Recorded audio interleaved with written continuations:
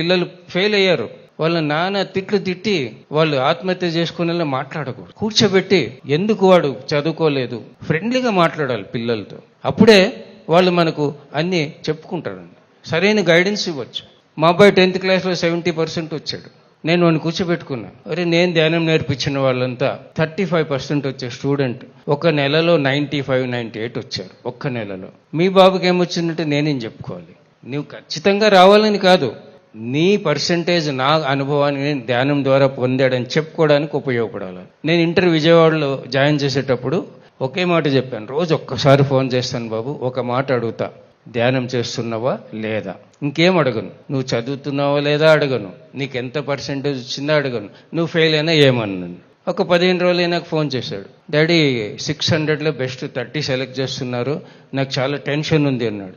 2 గంటలు ధ్యానం చేసిపో అన్నా, సెలెక్ట్ అయినాడు. ఇంకా ఫైనల్ ఎగ్జామ్ 3 నెలల ముందు ఫోన్ చేశాడు, నేను రాత్రి డిన్నర్ మానేశాను, ఆహారం ఎందుకు అన్నా. నాకు ఆ గంటనే ధ్యానానికి టైం దొరుకుతుంది అన్నాడు. ఓకే, మానే, తిండి మానే, ధ్యానం చేయన్నాడు.